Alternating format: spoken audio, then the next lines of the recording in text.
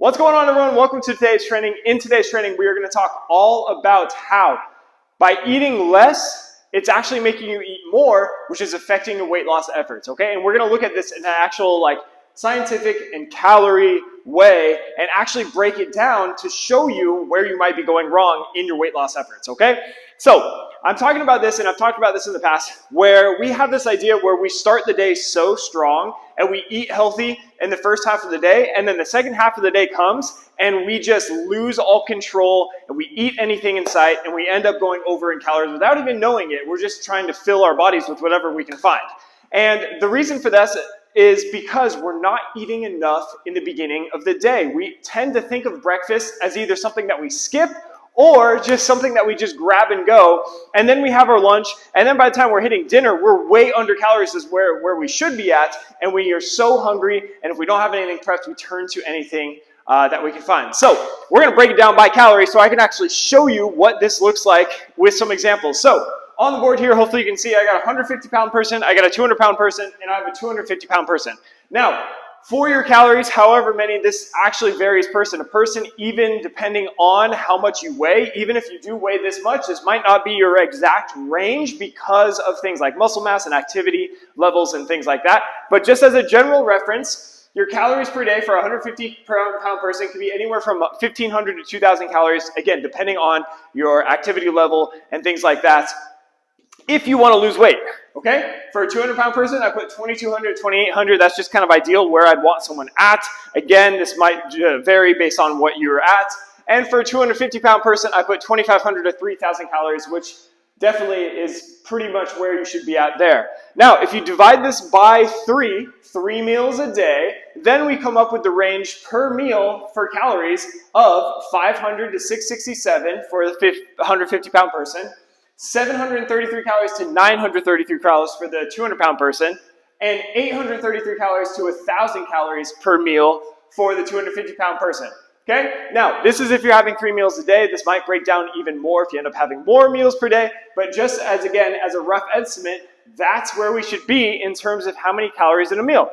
The problem is we tend to eat just 100 or 200 calories for our breakfast, and then maybe we'll have 200 to 300 calories for lunch if we're good, quote unquote good, and then we end up having 1,500, 2,000 calories in our dinner. So to break this down and to show you this, I wrote some examples of some breakfast foods, some popular breakfast foods that we tend to go to.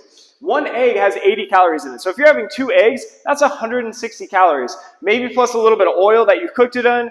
Put that at 200 calories. You can even add on a piece of toast, which is 80 to 100 calories. You're looking at 300 calories right there, and that's all we eat. So we're telling our bodies that we have to survive on 300 calories right there. So by the time you get to lunch, you're probably pretty hungry. Or if you're not hungry, you might try to stick it through, push through. I'm motivated, I'm going to push through, have something light again. By the time dinner rolls around, that's when you're overeating. All right, so if you have that problem of overeating, you got to turn and look at your breakfast. Let's look at some other examples here.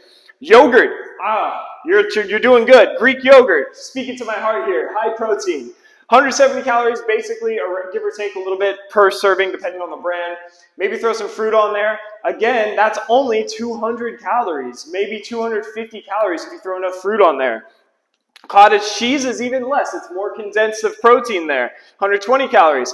Oatmeal. Everyone thinks oh, that's a good breakfast. That's usually just 150 to 300 calories, and 300 calories is really if you're adding a lot of stuff on.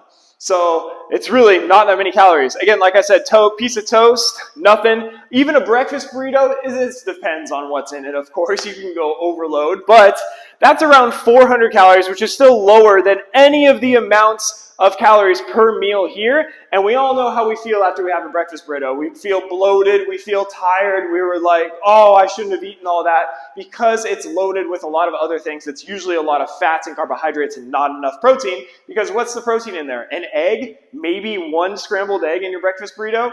So yeah, it's all carb and it's all fat, and that's why you feel super bloated, and it's not even that many calories. Cereal with milk, something that people turn to, that's 200, maybe 300 calories, just depending on the cereal. And again, I don't know about you, but I can't have just 1 bowl of cereal. That stuff is so good and it's so sugary and high carbohydrate that I want 3 bowls of cereal. So yeah, maybe that'll jack up the calories, but that's not going to make me feel good either. All right, so these are just some of the examples. Other examples like fruit, like a banana, is like 110 calories, maybe, if you get a big one. Berries have like no calories in them. But fruit is super low calories. So if you're just having fruit in the morning, chances are you're only having like 100 to 200 calories for your breakfast. Does that make sense? So if we're trying to get, let's just say 2,000 calories. Yes, they might be lower, you might be higher. If you're trying to get 2,000 calories in a day, and you're starting your day with like 300 calories, you're going to be starving by the end of the day. You're basically putting yourself in that deficit for most of the day until you get to your biggest meal, which might be at dinner. Yeah, sure, maybe you can make that work if you have dinner planned out and you have everything ready to go and you can have those calories, but most of the time, we end up eating small breakfast, small lunch, maybe getting a snack in, and then by the time dinner rolls around, we are starving, so we turn to whatever is convenient, which is usually not the best foods, and we usually end up overeating and / not eating the best quality food. So let's flip it on its head and see how this goes. Why don't you take in more calories for your breakfast and just start little by little adding calories in your breakfast and see how you feel by the time you get to lunchtime and see how you feel by the time you get to dinner time and see if there's any difference in your energy levels, in your cognitive ability, how your brain's functioning, and just how you feel overall if you have less cravings, okay? So what you can do if you're used to having like eggs and toast, again, we're looking at about 200 calories there. Why don't you add on some cottage cheese and some berries as well? That will get you another like 150 to 200 calories. And now we're talking like 400 plus calories of good quality food. That's high protein. You've got your berries in there. And it's not overloading like something like a breakfast burrito. That's just straight carbohydrate and fat.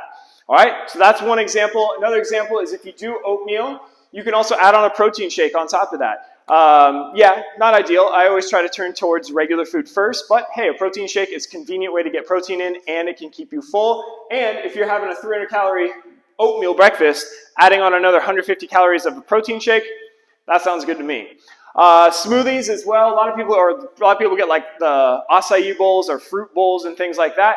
Add some protein to it. Go get some yogurt. Go get some cottage cheese and have that on the side. Or make yourself a couple scrambled eggs. 1, get some protein in, and 2, get more calories in, okay?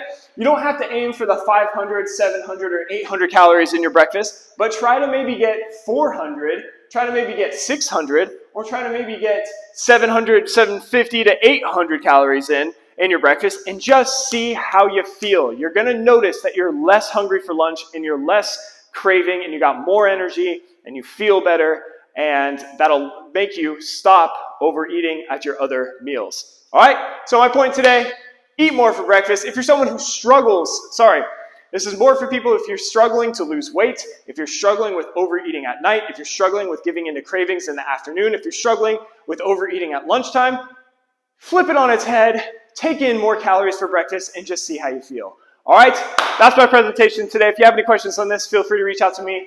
I hope this all helped. Give me some feedback, and I will see you for the next training. See you later.